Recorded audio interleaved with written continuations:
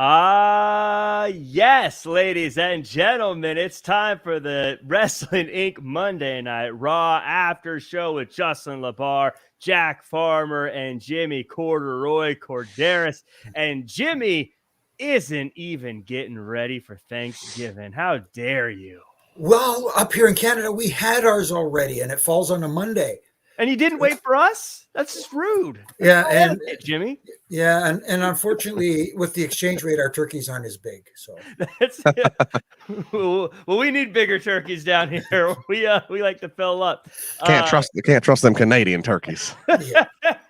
They don't gobble. They go a. Well, we got a phone. Justin, glad you are back. You wouldn't believe what I had to deal with Issa sitting in your chair talking about Bad Bunny's better than Logan Paul. I couldn't stand it. I know I missed out on all last week with you guys. I missed out on Monday, but I got to see a big Washington win, and then Wednesday, unfortunately, life happens. So I'm back. I'm back in black. We all love Issa, but she can take her Bad Bunny fandom somewhere else right now. Yeah, we need. I was watching this week's episode of Raw, and I was thinking to myself, you know what? We need to have a Wrestling Inc. War Games where us three team up against one of the other shows. Ooh. Bring it, Glenn. Alfred, let's go. Wow.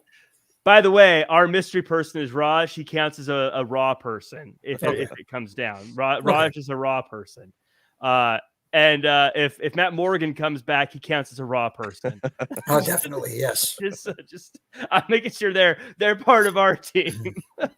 Yep. But let's get into, speaking of secret and surprising people who may very well be in War Games, we got some interesting news regarding Becky Lynch. With WWE Survivor Series War Games event right around the corner, things could be taking a relatively unexpected turn this week. As it happens, a major return from injury is potentially on the cards. That's because Fightful Select is reporting that, quote, as of last week, at least, former WWE Women's Champion Becky Lynch was expected to be back soon. Lynch suffered a separated shoulder at SummerSlam in July during her match with Bianca Belair for the Raw Women's Championship, and now Fightful has been told that there have been talks of Lynch being the fifth member of Belair's team in the Women's War Games match this Saturday, which would see her align with Belair, Mia Yim, Alexa Bliss, and Asuka. It's also been reported that the current feeling around the locker room in regard to working with Lynch specifically is one of excitement, especially now that Vince McMahon is no longer booking things. Just before her injury forced her departure, the man came back around. Jimmy, this is I feel like a star the size of Becky Lynch, shot in the arm for any division, right? Absolutely, and especially someone like her, technically, when she went on the injured reserve list, was a heel, but people wanted badly to cheer her. And what a better opportunity than to have her join up with the babyface team going into this War Games match, the Women's War Games match, and to have her team with the babyfaces. It kind of makes sense. And it is, Justin, as I'm watching this, I'm thinking there's a lot of people that are being guessed as the possible person to be the fifth person to join the team. Some people are throwing out Sasha Banks. I feel like if you're not getting Sasha Banks, Becky Lynch is the name you probably want to give him, right? Yeah, what's great about this is, Jimmy's right. Becky would make sense from that whole babyface perspective, give the people what they want. But if you actually sit down and put pen to paper, there's a couple different ways you could go about this in terms of keeping the audience guessing. And I guess we'll keep guessing as we'll talk about later and more. We're going to be guessing for a few more days here. Is, Becky's there as an option to return. Where's Charlotte? Is Charlotte an option? Okay. And then, you go into what's the situation, the Sasha and Naomi, it's been taboo it's been 6 months now. Obviously War Games in Boston, Sasha's from Massachusetts. So there's a connection there, of course. I've even seen other people throw out the idea of, does Beth Phoenix pop that? So it's really interesting. It's great. There's not a one obvious choice. There are at least several red herrings you could fall onto, which makes it very, very exciting because we'll talk about it in a second. But I think it's very good news for everyone involved. what's also good news is everyone who's joining us here today live in the chat. Thank you so much for being with us here on YouTube. Ian Abdiafada Abdali, let me know if I'm saying that right. M. Rouse in the house, Sergio, Dylan, the GIF King, Brad 5690, Justine, Dream Realm, and Bernie, and Danny, and Stalking You, and Ricky, Ronnie. Thank you guys, Ethan, so much for being here as well. Peter and Jason as well. So thank you guys so much for being here live. Also, if you're watching this later, because you couldn't make it with us live, otherwise I'd assume you'd be here. Like, comment, share, subscribe, share with all of your friends. Share on Hive. That seems to be getting popular, by the way. I guess that's what I'm told. That's what young people tell me. So thanks for joining us. Let's get involved and let's get chatting about this episode of Raw. To start, Kevin Owens comes out to a great reaction and says that he's not coming for Sammy. He's coming for Roman.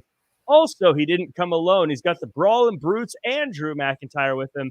They're ready for war, but the Judgment Day says this is their show, and we get Judgment Day versus the Brawling Brutes. It's what you would expect, some heavy hitting, and Dom hiding behind Rhea Ripley. Dom eventually tries to run away, but the OC stops him, and Sheamus beats up Dom and gets the win for his team. After the match, the OC beats up the Judgment Day, and KO hits Finn with his stunner. A little side note, later in the night, we get another brawl between the teams as well. Justin, to me, this felt very much like a Judgment Day. Like, you had to build up the Brawling Brutes, is what I'm trying to say, and give them a big win. Judgment Day kind of were the ones that had to take the loss here. Do you think that the price was too high having a red-hot Judgment Day take such a loss for this show? I don't think it's going to harm the Judgment Day. I think WWE's done a very good job keeping their stock rising and relevant. And I want to say the Brawling Brutes, man, really, I don't see SmackDown Live as often anymore. So seeing them live in this Monday night capacity, kicking off the show, man, they're great baby faces. This whole shtick with Sheamus and having his buddies there always by his side. Look, this was fun. This match kind of sums up a lot of what I think I look at tonight is on an X's and O's standpoint. This was a very logical show for a go home to War Games. You got to make team and alliances and trust and all that stuff. It's got to feel big. It's got to mean big. But also at the same point with a gimmick like War Games, I'm at the point at least where I just want to get I just want to get to War Games. Mm-hmm. There's no more build. There's no more whatever that can really be done that's going to entertain me for 3 hours. So I'm ready just to do the damn thing. Let's get to war. Yeah, I'm with you. This was I think you're right. Everything on paper was exactly what the show should have been, but I was definitely starting to feel okay, I'm ready. But Jimmy, was this the first time we've seen Dom get a bit of a comeuppance in a match? This is the first time I think since he's joined Judgment Day that I've seen him just really get beat up and pinned. And what a way to get beat up. I mean, those when Sheamus had him draped over the top rope and doing those forearm shots across the chest, I felt honestly, because I'm one of the guys who's known Dominik when he was a little kid, the guy that used to be running around the ring before the shows and stuff like that and having a little fun and to see him take those and trust me, everybody out there saying, but it's wrestling. They are bombs, and especially from a guy like Sheamus. And I think it was more of an initiation than anything else. And I'm sure he felt every single one of those, and he's probably right now still feeling every single one of those. And welcome to the club there, Don. And exactly like to Jimmy's point of an initiation, it's one of those things of where he took it, he did it, he sells them, what have you, and then you go to the back, and you guys, they get to the hotel, they get to the next town, and they're gonna laugh a little bit, but they're also gonna high five him and say, good job. It is. I think Jimmy said an initiation. You're welcome to the club. You're a road warrior. You're full time now. You're not just here doing part-time attraction with Dad. You are one of us, day in, day out. This is what it takes. Mm-hmm. Yeah, because you guys are both probably right, and I did notice, and I'm sure everyone else did too. he did more than his usual 10. He just kept going after the 10. I think you're right. I think he was like, no, we're going to stop when I say we're going to stop. Absolutely. Which made that fun. I love the Brawling Brutes. It's what I love about them is they are almost like the Acclaimed in the sense that like they are just so unapologetically who they are that you can't help but love them. Like they didn't come in as the team that you're supposed to love, but they're just so, Butch is so Butch, and for lack of a better term, and Sheamus is just Sheamus, just a big bruiser, and it's just hard to not be like, I love these guys. They just want to fight. It's great. Right. I love them. Yeah, absolutely. And the term that they use sometimes is chasing the hug, and a lot of times some baby faces fall into that trap. And these guys, again, like you said it perfectly, Jack. They're just being themselves, and they're just having fun. And you know what? It translates, and people could feel that and sense that. We got a couple of super chats in here. First off, Tommy O saying, donate to the Bring Back Matt Morgan Fund. LOL. Well, your $2 is going towards it, Tommy. Thank you so much. We also got Peter in the chat, friend of the show, says, no AEW podcast. So here we go. MJF is your new champion. What say you? Also, FCM Punk chants. Thoughts? Justin, I'll start with you. I mean, I think if that show would have ended any other way without MJF being the champion, I don't see how it gets done to where you sit back and go, oh, that's the right way. That's the right thing to do. I mean, I think that had to happen. Right. So, that had to happen. And then, CM Punk, look, I'm not surprised. I'll be very curious to hear what the Chicago crowd this week does. If anything. Very interesting to see what the Chicago crowd does. Jimmy, what are your thoughts here? I personally felt that AEW needed to hit a home run this week. At this show, I think they did. Because I've been saying for a while, I feel like AEW fans want AEW wrestlers to have their time in the sun, and it feels a bit like that's what they gave them after this show. It's all. I mean, I know they've all wrestled other places, but people who feel like AEW wrestlers, not former WWE wrestlers. No, absolutely. And to Justin's point, I agree totally that it was the right call to have MJF, for lack of a better term, a homegrown AEW guy taking over the helm as their top guy. And you see it all over this guy, whether it's in the ring, on the mic, whatever he does, he puts 110% into. And then that post-match tirade that he went on, you talk about feeling authentic and feeling real. That felt authentic and that felt real, and it hits that audience right where they live. And I think this is going to be an interesting time for AEW. It's just a matter of where they go next and who is next on the plate for MJF. But whoever it's going to be, it should be fun, especially with William Regal kind of siding with MJF. I kind of like that pairing. I agree. I feel very much like Full Gear was very much AEW SummerSlam in the sense that it felt like there was a lot of stuff going on in WWE. Triple H took over, needed to sort of tie up a bunch of loose ends and then kick things off in a new direction. It feels a little bit like the summer's been pretty hard on AEW, and it felt like Full Gear was their SummerSlam and like, let's just tie up a bunch of these loose ends. Let's get this finished and figured out and then move off in a different direction. Now, will they do it? I don't know. We'll see on Wednesday. But exactly. I do feel like it feels like they turned the ship, in my opinion. So Gargano says he's helping out his friend, and if things go good tonight, he'll leave things alone between Miz and Dexter when they have their match. But when it gets time for Miz versus Gargano, Miz said he hurt his finger doing a TikTok, but no worries, he's got Omos to fill in for him.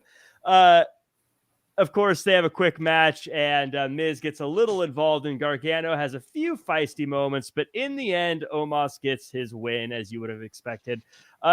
Jimmy, this was probably my favorite, most entertaining part of the rivalry since Gargano got involved, because the Miz hurting himself with a TikTok is just the perfect character beat. It doesn't it fit that character to a T. If you talk about, I hurt my finger doing a TikTok, so I can't wrestle tonight. My goodness. And you know what? A lot of credit goes to Johnny Gargano for, yes, it takes two to tango in the ring. And Johnny got a little bit of offense and he got the big guy off his feet, which is a little bit of a surprise. Because I thought that at this juncture in Omos's career, there would be strictly a dominating performance. And he did dominate, don't get me wrong, but I didn't think he would leave his feet so soon. But leaving his feet to Johnny, that actually helps Johnny more than people think it does. Yeah, I think that was a big thing. And Justin, I see you nodding your head there. This was, I guess, a Gargano. I thought getting over without going over. I thought this was good business for everybody. I agree. The TikTok thing is great. Johnny's getting some momentum here with the storylines each week. And, look, this was an example right here. I saw people question, since Triple H has taken over, we've seen some people come back. We've seen some people disappear from TV. I saw a lot of people kind of surprised and even critical that Omos, someone who was not an NXT champion or, real big, perceived to be a Triple H guy, we'll just say. I saw people surprised, like, oh, why is Triple H keeping Omos around? Well, first off, the guy is 7'4". That's an attraction you don't exactly find every day. But you keep him around because if you do see potential in him, if you see the potential, if you see that he's got eyes open, ears open, you want him to work with guys like Johnny Gargano. You want him to be seen on TV next to The Miz. So I thought this was a real good showing here of, even though in the storyline, Johnny's been on the roster, the Raw roster, for less time than Omos, and Omos has had bigger profile. He just had a crown jewel match against Braun. Two takes two to tango. This is what's good for Omos. This is how you're going to get the big guy elevated, so he can make money, so he can help elevate baby faces later on down the road. So I thought this was kind of like a nice little fun segment, funny, stuck with the consistency of the storyline with the Miz, Johnny, Dexter stuff, but it was also kind of like just a little glimpse in the grand scheme of this, in the grand picture of how this is all going to work. And the attraction thing really hit home for me with this one too, because when his music hit, there was that, oh, it's Omos that he's got to face. If it was someone that you see every week, I don't know if you have that same reaction. I don't know if it was a Baron Corbin. I don't know if you'd be like, oh, okay. And Baron Corbin's a big dude too, but you'd be like, oh, okay. But because the music hits and because of who Omos is, it really felt like, oh, wow, this is Johnny's in trouble. But yeah, the little hope moment there where you're just like, Johnny might actually beat this guy. Just perfect. That's what I always say. That's what when wrestling's at its best, when you have that little bit of could it happen? You just have that little bit of that moment is so special. I thought that was a very great moment from these two that I hope people appreciate and enjoy. Absolutely. So this next bit, a lot happened very fast. So I'm going to just throw it all out there and then we're going to rewind and unpack it a little bit. So we get Seth Rollins says he survived Lashley and outsmarted stupid Austin Theory, and then says he's going to win the match at Survivor Series. Austin's like, no, you aren't. Then we get Theory versus Ali, and it's very fast paced. Ali hits the 450, but Theory survives and gets the win. After the match, Lashley says he's coming to the ring. So then Lashley talks down to Theory, but Theory stands his ground, and then they start fighting. Lashley's tossing Theory around. Theory hits Lashley with a chair, but it does nothing. Lashley chases off Theory. Theory throws Ali into Lashley, so Lashley throws Ali around and ends holding his hands up high. I didn't know how else to break it up. There was so much stuff that happened there.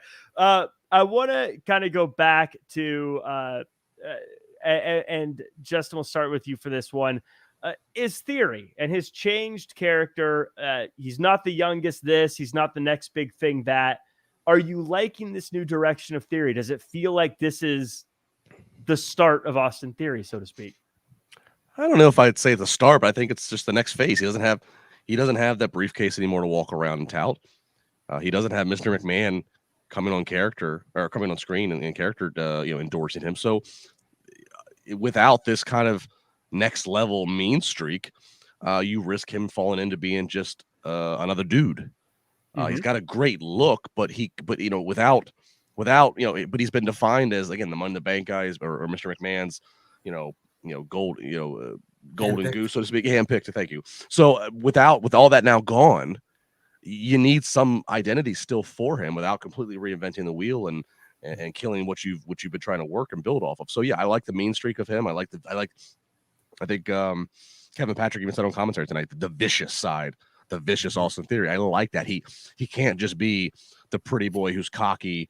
He needs to still have some threat of being a danger to his opponents and to the roster. So I like this. And I just want to say overall, we're going to have a triple threat here for the U.S. title at Survivor Series. I love this because obviously, Roman's tied up in War Games, and, we got some of the women are tied up on the Raw side.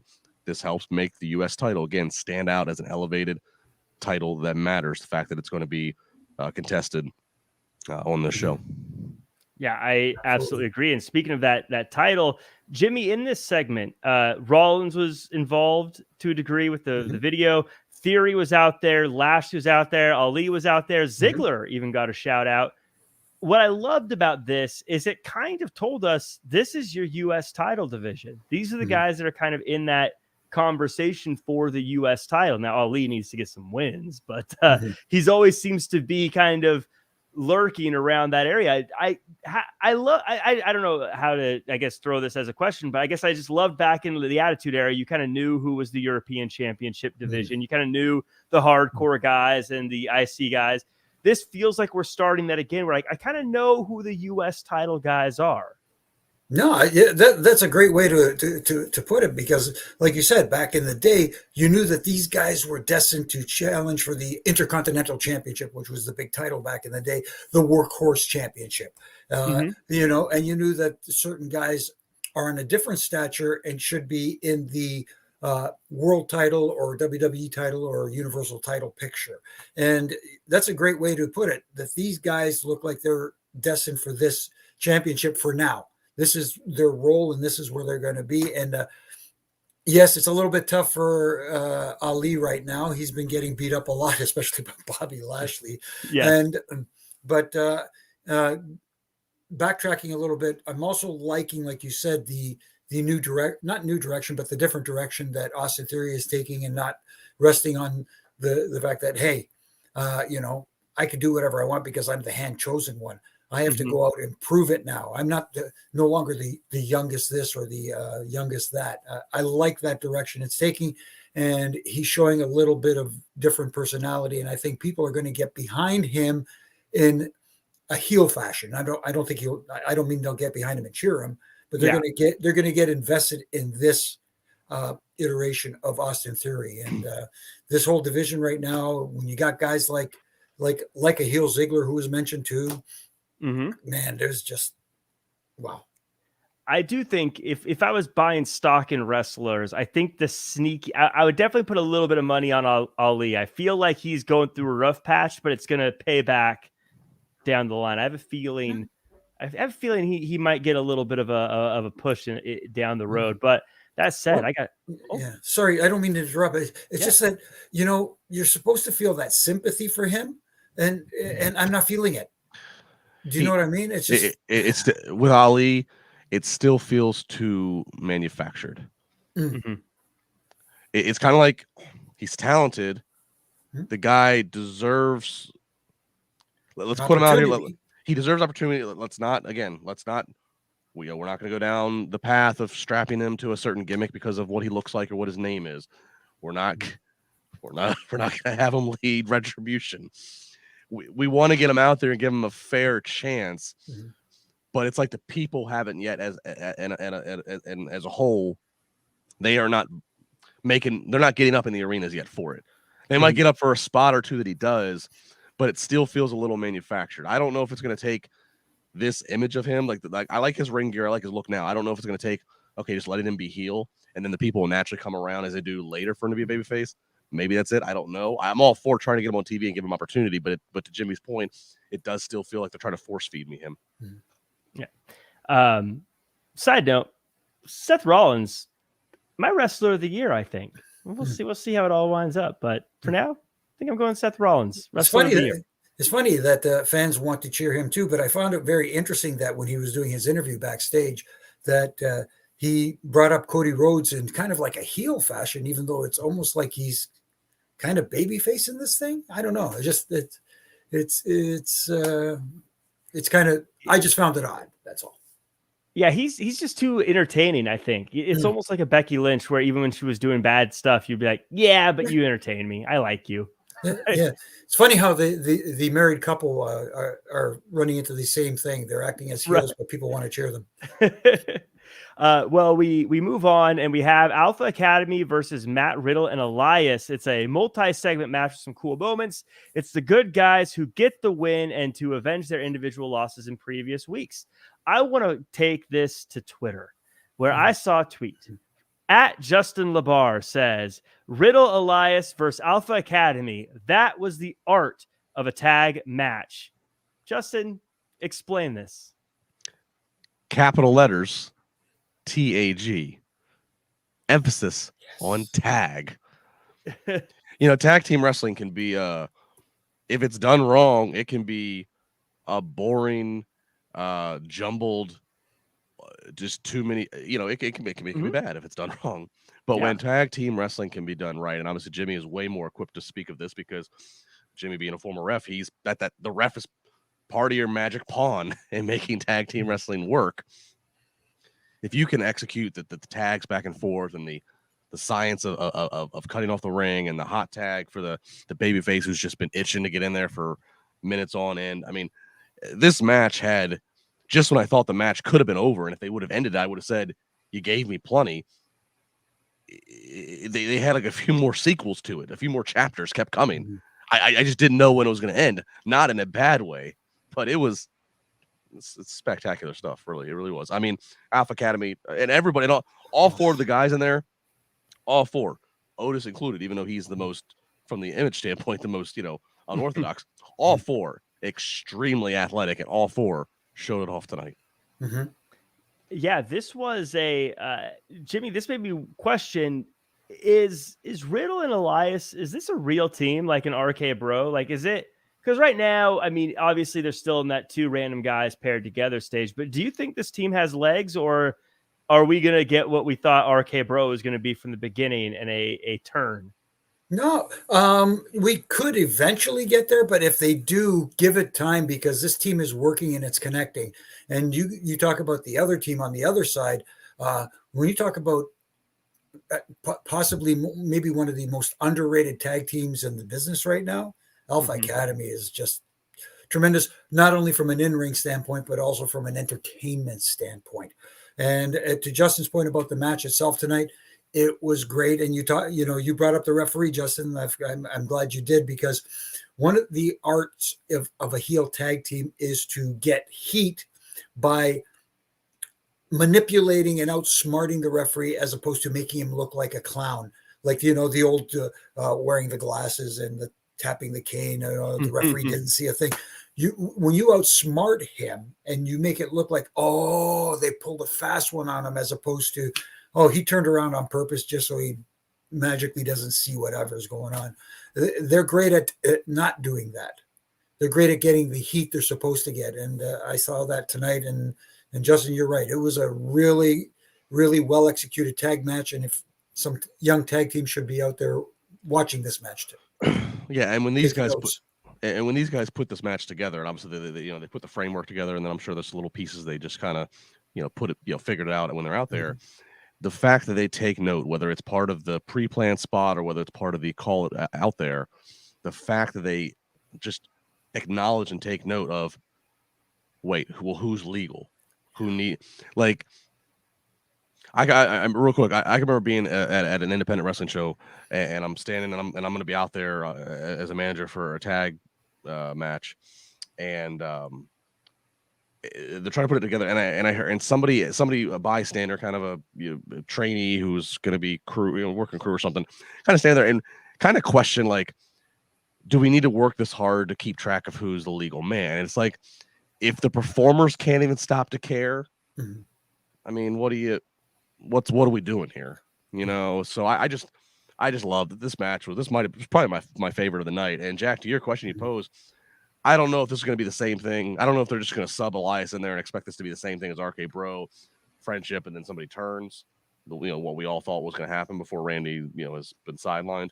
Mm-hmm. But I think if you got Elias and you got Riddle, and if it's working, put it together, make it, continue to cultivate the story of what it is here. What is it that brings them together? Give me some vignettes. Give me some.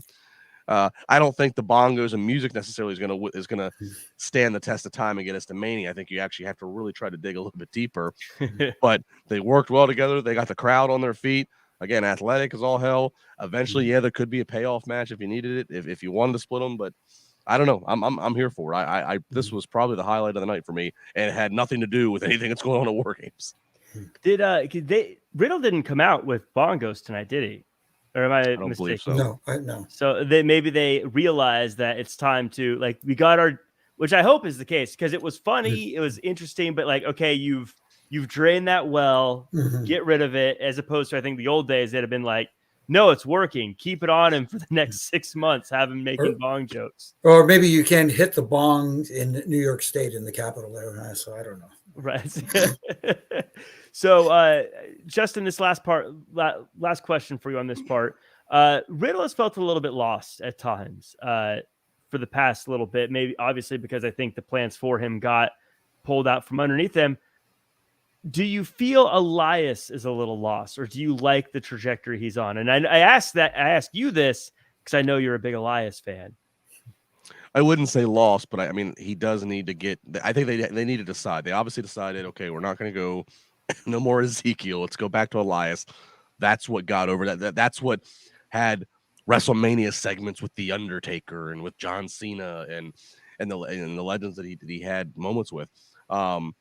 It's a matter of they again the Elias character, just the same as the Elias Riddle tag team, if that's what's going to happen. But the Elias character needs to be dug in a little bit deeper. He can have the musical roots and always that kind of base, but we need to get some more figured out here. Okay, we know that he has a younger brother named Ezekiel who's no longer wrestling, but we do need to get more backstory or more progression now in the current. They've got him some wins. He has gotten some wins if you go back and look since he's resurfaced. So they are trying to keep him propped up, but we are going to need more. He can't just keep coming out and occasionally doing a song. We're going to have to do more with him. So, he hasn't done a song since he's come back, has he? Well, he came out and he tried to do the song, and then Riddle came out. Riddle came out, or something. Riddle wanted it, so I mean, that's what I mean. We can keep the basis of the musical attributes to the gimmick, and when he has the rock star kind of nameplate and whatever, but we need more. We either need more backstory of how he got to this place, right, or we need more of what he's doing now. Maybe he puts the guitar down and he's trying to explore. We need something. He needs more.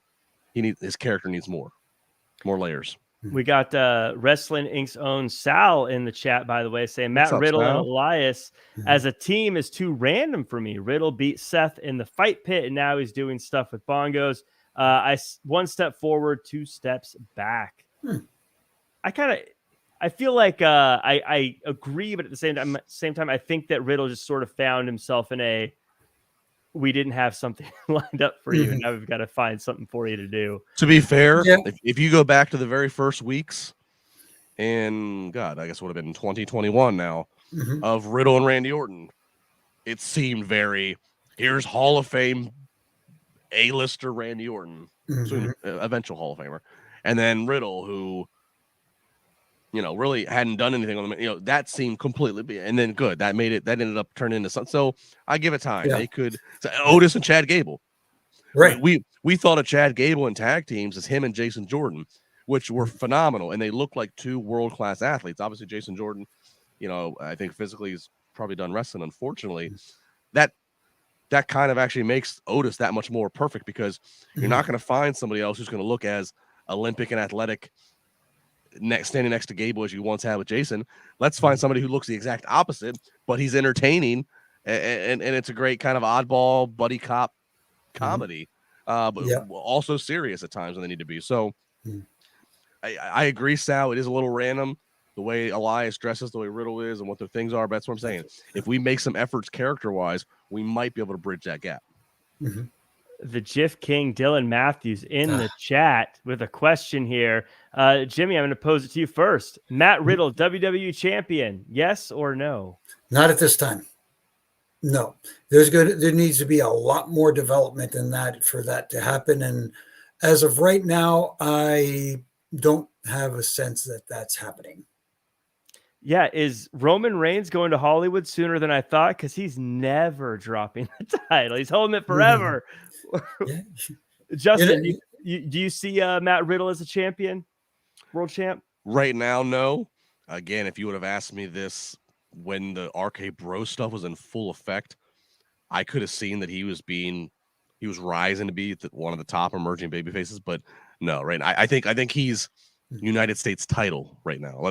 That might be the first step. Get that and get the prestige and the rub that has accumulated over the last months. But no, I don't think he's anywhere in the conversation right now of somebody to dethrone Roman Reigns. Yeah, in reality, I think he could get there, just not right now. Because I will say too, when he came to NXT, there was a little bit like, is he going to make it here? Oh, he's making it, but he'll never make it on the main roster. Oh, he's on the main roster, it's not working. Oh, it is work. I feel like every time I put a ceiling on Riddle, he finds a way to get through it. So I'm just going to say, yeah, he could be the champion. I'm sure he'd make it. Eventually, look, he has a tremendous babyface facial expressions, and for a guy he's not a small guy, right? He's a lean, and he's a badass. All right, the guy did pretty good in MMA. You know, he might be kind of dopey 420, but you don't want to screw with him. Right. So he has a lot of the things you need to have that are hard to teach, but the positioning of where he is not. He's just not. Cody's been off TV for over 6 months with an injury, Cody Rhodes, and I would buy more stock in Cody Rhodes dethroning Roman Reigns than I would right now Matt Riddle. Right. There's a way to do it too. And you can do like you talked about, Justin, the 420 and having fun kind of stuff. But like you said, he is a legit badass. And it's one of those situations where his character could be, he is that fun loving, hey, having fun, hit the bong, whatever, blah, blah, blah, the bongs. And then all of a sudden somebody ticks him off to the point where that switch goes off. And all of a sudden you see that facial expression change, and it almost blankets down like this. And all of a sudden it's like, oh, this isn't the guy I want to face. You know what I mean? Yep. Yeah. Like Festus. Maybe that's well, not quite like that, but you get my point. Like this is the guy we don't want to face in the ring. Let's not tick him off, because when he's ticked off, he's dangerous. Jack, I once shot a promo/commercial with Festus. I'll have to send it to you. You'll appreciate it. Oh, did you really? Yes, I definitely want to see that. But yeah, I definitely see Riddle. I always say it's the straps off Kurt Angle. Like Kurt Angle's a goof, and then he takes the straps off, and you're like, oh, never mind. This guy's gonna break my ankle. Yeah. Angle's perfect because of the background, similar, but that's right. That mindset, the Jerry Lawler, that strap comes down, business is picking up. Yep.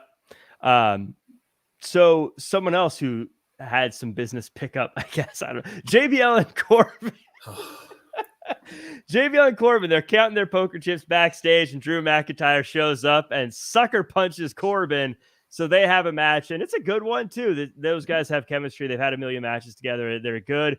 The story is, though, Akira Tozawa shows up without his ninja gear and steals JBL's hat, and Drew gets the win. Justin, this is, I thought this was just, it wasn't the most exciting thing, but it was a nice way to make Drew look strong going into a big pay-per-view. Premium live event.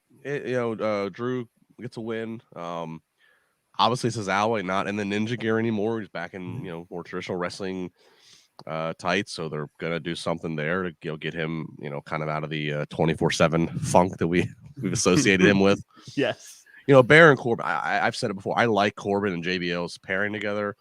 They're actually very similar in terms of JBL was a lot of what I think Baron Corbin was perceived by fans and such in JBL's era. And I like it. I hope they stick with this. It's still early on. I hope they stick with it, because I really do think that, I was thinking about this, Baron Corbin's had a lot of actually iterations of himself. You know what I mean? Between looks and entrance music and such. He had the apocalyptic kind of loner wolf biker, at the start of it. He was Constable Corbin with the, being like the de facto authority. He's been poor, sad Corbin, broke. I actually think that where they are with him now, if you actually follow him on social, get to know him, he does like a nice high-end bourbon. He does like grilling out high-end meat and steak. And like, I do think that if they kind of can cultivate this money $1 million man-esque, but to a modern age of like, I think if they can tap into it, it will be truly the extension of himself, which we know is the magic recipe. Again, kind of what I said earlier about Elias. We just need to see more of it. We need whether it's vignettes, the poker table, he and JBL out of the town, whatever it is. I do think we're on to something, but they need to do more with it. And Jimmy Akira, the new look, obviously, I think Justin nailed it. Now I don't think about the 24/7 title when I look at him, but I feel like, and tell me if maybe I'm just being over excited about this. I think Akira versus Corbin could be a fun little rivalry, not something to drag on until Mania, but just a fun little way for Corbin to get some laughs, Corbin to get some wins, and kind of build him up. Yeah, get him to the next big challenger that he's going to face. And again, having him come out of that 24/7 thing is going to help. But he is still kind of having a little bit of fun. We saw it last week at the poker table, and this week with stealing JBL's hat, putting it on and taking it off, and still having a little bit of fun. But like you said, Jack, this is for me, it feels like a bridge to get Corbin to the next guy to continue to elevate this. And I can't say enough good things about my old golf partner, JBL. I'm biased. What can I tell you? I'm not supposed to be biased here, but man, can he get some heat. All he has to do is take one little shot at whatever city he's in. The way he does it makes you go, I can't believe he said that. You know what I mean? It's gold. What's worse than living in Albany, dying in Albany? Yeah. Oh my goodness, it's too much. What a brilliant line. It's so funny because I've heard you hear people on podcasts and things say certain people, like, they don't know how to get that reaction, or they're scared of being that mean or whatever. And I always thought, like, well, I don't know, I don't think they care that much or whatever. But you see someone like JBL go out there, you're like, oh no, he sticks it in and twists the knife. He really goes for it. Yeah, he's not afraid to. And if I could just go back in time for a little bit, we were at a live event, a house show in Eddie's hometown, and Eddie's mom was there. And they came up with this idea where she was going to get in the ring and start giving JBL heck, and he was going to grab her hand, and all of a sudden she would act like she's having a heart attack. That was the only time JBL was afraid for his life, he said, because we thought we weren't getting out of that building that night. It was awesome, but it's just, he knows heat. He knows heat. He absolutely, every time he's out there, it feels like a different type of promo. Like Justin, like you said, the whole what's worse than living is dying. I was like, geez, man, that's so rough, but it works, and it's great, and we all we're laughing about it. He's just, I guess, a different era, different level. I don't know. It's and you have to be a certain type of person and character. JBL's not a character that like wakes up and his day rises and falls on how many retweets he has. That's the problem. That's an obstacle that so many heels today, whether they're on the independent circuit or all the way up to AEW or WWE, is that guys and girls who attempt to play heel, they don't actually want to be a heel. They want their merch to sell really well. They want people to come up and want to take happy pictures with them. They don't want the hassle that can come with old school heat of, God forbid, if somebody is going to try to follow and heckle you to your car. They don't actually want that. Right. Guys like JBL, guys like MJF get off on that. They feel they are doing an honor to the business by not by being real assholes. This is where people get it twisted. They're not getting off on trying to be real assholes. they're getting off on the fact that 24/7 or damn near close to it, they can make somebody feel that and buy into it and forget most of the stuff is that F word, fake. That guy's real. I hate. They get off on being able to, in this day and age, get people to still feel that.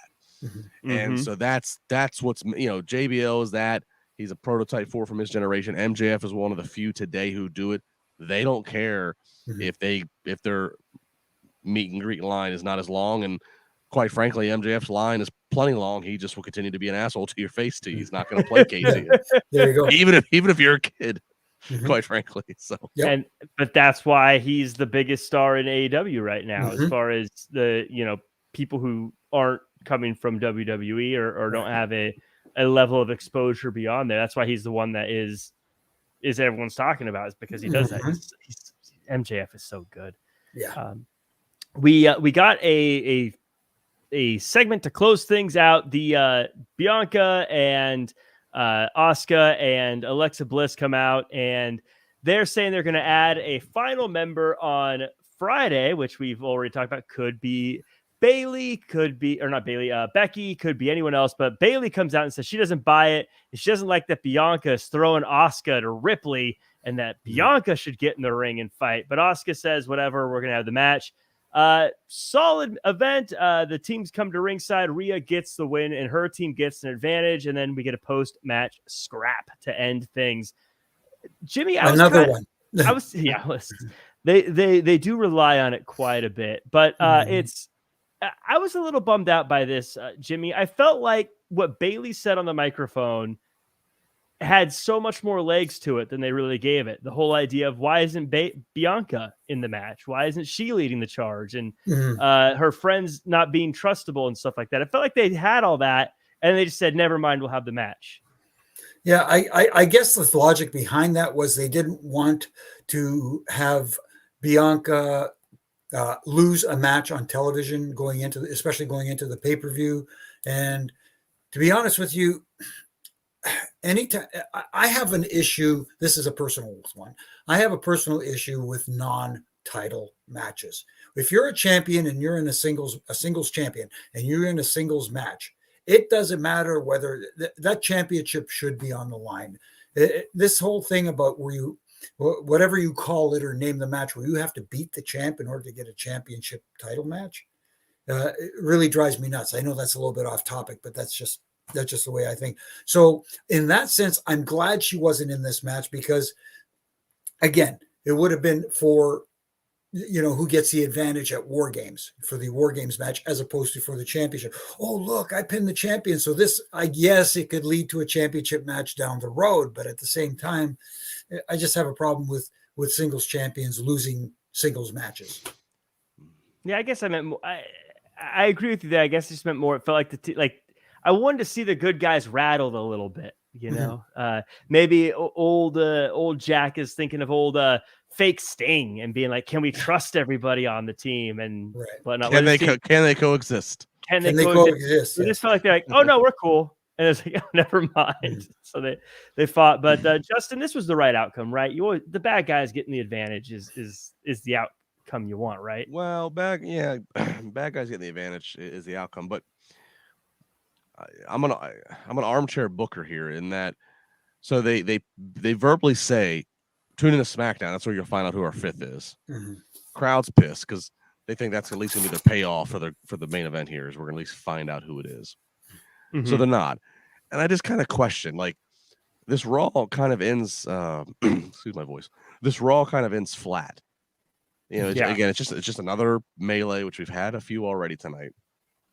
It at least could have stood out in the main event spot of having the reveal of whoever the fifth is. And as we kicked the show off and said, there's a credible list of people who you can make speculation of who it could be. And I'm like, again, I'm armchair booking. I'm sure Hunter has an answer for this. You got Friday SmackDown 24 hours before War Games. It's SmackDown. You have Roman Reigns on that show that you can end with. You have Ronda Rousey you can end with. The Bray Wyatt stuff and whatever's going on with him, you could end with in terms of a new reveal or revelation in his whole struggle. You have a lot of options, I think, to end SmackDown with. Raw, you don't have the same. So I would have utilized the surprise, the reveal for the fifth woman here. So that's my armchair booking 5 days ahead. That's a nice armchair. But and balls in Paul Levesque's court and pen. Please prove me wrong this Friday and tell me why you're doing it this way, and I will gladly shut up and I'll concede such Saturday when we all convene together Saturday night. But looking at it on paper of what you have on Friday, you have more options to end a 2-hour show compelling, more so than you have to end a 3-hour dragging Raw. And to your point, this was one of the first ones in the Triple H era where I really felt like it was starting to drag. I felt like, okay, this is, I don't know if it's because all the segments were very long and it made the show feel like it was dragging. But I don't know if it's because, like we said at the top, maybe I'm just ready for Survivor Series. But I definitely felt like, oh, sorry, okay. Keep going. No, it's just, it felt like a holiday week episode where nothing felt like there was really any stakes. Nothing felt like it really mattered much that happened this week. I mean, everything, like the matches were good. Everything made sense. I just felt like this doesn't matter. Like I didn't need to see Corbin versus Drew, right? Even though it was good, it didn't really progress anything. No, and sorry to cut you off there, Justin. I know you were ready to say something, but no, that's exactly what I was thinking. And I have in my notes, why did Drew even bother going into the locker room with the poker chips and stuff like that and take the sucker punch at Drew? Well, saying to JBL, I respect my elders, but that kind of stuff. Just, yes, we wanted to see because he's in the pay-per-view on Sunday, but is that the only reason why we had this match? Just to, get him out there and in the ring. There wasn't an underlying story to this. And then, anyway. Yeah. And just so I can circle back and double down on my armchair booking of why we don't reveal the woman tonight. To me, maybe I'm getting deep into how the sausage is made, but it's like reveal the fifth woman tonight. Give me 5 days to show that it matters, so it draws people to watch and purchase Peacock or whatever they got to do. Internationally, they can still buy the network, whatever. By waiting until, I don't know, I feel like waiting until the last minute, it's kind of like, I don't know, are you internally conceding that this woman's not going to move the needle? She's not going to move the viewership number at all? I don't know. I just not a fan of it. It also, and this has been said a little bit in the chat as well, it kind of makes me think, like, if you're waiting till Friday, just make it the mystery reveal at the show. Or, like, yeah, right. It also makes me feel like if you're going to say tune in to find out who it is, that tells me it better be someone good. Like right. There's a lot of great wrestlers on SmackDown, and so I don't want to sound like I'm disparaging them. Like I love Raquel Gonzalez, and she seems like she'd be great in this match. But if you added her, it also feels like, oh, it's Raquel Gonzalez. Right. It's not like a return or something. You know what I mean? You start getting into Tony Khan territory of right. This is going to be the biggest reveal ever. Right. Well, exactly. You do. You start doing that. Like we started the show talking about Becky Lynch, like. Well, and it's too, when you pump it up like that and you get people's anticipation and excitement level up. Oh, I can't wait to see who the big reveal is. The chance for disappointment is greater. Yeah. It's simple. I used to refer to it as don't Dixie yourself. Tremendous. Very, very well said there. That does the show. This was a very quick episode. Again, I think it's because we had a lot of really long segments and nothing really, not really much to pull from it. Usually it's like an hour 20, we're 54 minutes in and we're wrapping up. But I guess my final thoughts on this one was just, I guess, like I said, it felt a little bit like let's give them good stuff, but nothing that really, like even the opening segment, Judgment Day versus Braun Brutes, didn't really matter. Nothing really mattered. It was good, but if you missed it, you didn't miss anything. Like you said, sorry, Jack. Go ahead. It just feels like they were on TV to be on TV because they're on the pay-per-view this weekend, so we have to show them. We have to highlight them. It didn't further anything. Like we didn't even get even on a video screen of the Usos or anything like that, or it just felt like we got them out there. And to the point about the matches, there's nothing wrong with the matches and the length of the matches, but the problem is during a show when you have several matches that go several segments, it's weird pacing. I don't know how to explain it well, but if all the matches are long, then how are they different? Do you know what I mean? Yeah. Like some matches got to be shorter, like the Omos Johnny Gargano match. That felt like really the only one. But anyway, yeah, I digress. Yeah. Any closing thoughts on this one, Justin? No, just, I mean, again, like I said at the top, I'm ready for War Games. I'm excited that Survivor Series has a modern, what's old is new. I mean, War Games, if it's from the 80s, what's old is new again. Survivor Series has a fresh coat of paint on it, which I'm excited for, and the three of us will talk about Saturday night. But you get to a point where, all right, I'm just ready for war. I can't have any more, teases and whatever. I just need to get to it. So that's kind of where I'm at now. So, when you have these matches that have 8 and 10 people involved in them, they're going to occupy so many segments on Raw. To Jimmy's point, it's weird pacing. It's long matches. So maybe it's something that we learn. Maybe that's something they learn from, and maybe next year for War Games, they alter how many multi-man team matches they. I don't know. They have. I don't know. We'll see. We'll see how it all comes off. But I'm ready for War Games. I'm excited.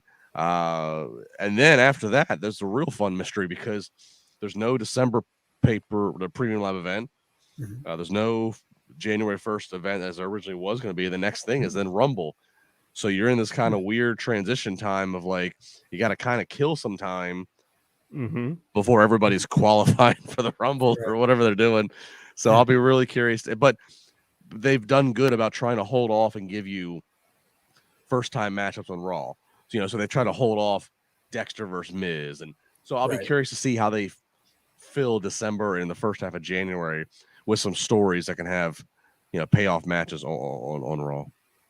Especially because that's usually a tough. This next month or two is usually a pretty rough time as far as wrestling goes, and so, it will be very interesting to see how they fill that without having a kind of a goalpost they can hit in the meantime. So. We will see how that goes, but I think that does it for us. We're gonna wrap it up. Thank you again to everyone who was chatting along with us. Dylan, Joseph Boza. I haven't seen you around for a while, Joseph Boza. Bernie, Stephen Camp, and Dream Realm, and Baby Ice, and Brody, and Sergio, and everyone else. Thank you guys so much, Ian, for joining us. I noticed there's different names at the end of the show than there are at the beginning of the show. In any case, thank you guys so much for being with us. Like, comment, share, subscribe. At Wrestling Inc. Follow that. NXT after show tomorrow. AEW after show on Wednesday. SmackDown Rampage on Friday. Survivor Series War Games on Saturday. Triple J will be there again for that because we win the War Games match. That's right. But Justin, where can the world find you online and all the stuff you're working on? At Justin LaBar is everything I got. And cheers, everybody. We are 8 minutes in. My 35th birthday. I got to bring it in with Triple J style. Yay! Happy birthday! Happy birthday. Send the Venmo to at Justin LaBar for the birthday. Jimmy, where can the world find you? And are you celebrating a birthday? No, mine. I'm a Pisces, so mine is a little ways away. But I wish I could remember 35. Wow, it feels like it was so long ago. But you can find me here on Monday nights with you guys, Triple J. Wednesday nights we do the post Dynamite thing, and this Saturday we're going to do the post Survivor Series thing. So I'm looking forward to that as well. And you can find me Monday to Friday on all my social media platforms doing my ref and rants, where I find something to critique in this crazy industry that we're in. And you can find me at Real Jack Farmer across all social media. I actually went out and I reserved the name on a whole bunch of new ones since Twitter tells me that it's blowing up soon. So I went and I reserved Real Jack Farmer across everything. Hive seems to be the winner as far as where a lot of people are going. Will I be on it in a week? I don't know. We'll have to see. Thank you again, everyone, for watching. If you got this far, leave a little happy birthday, Justin, in the comment section. Then we'll know you listened to the whole thing. But that does it for us. Thank you, guys. We'll see you tomorrow on the NXT After.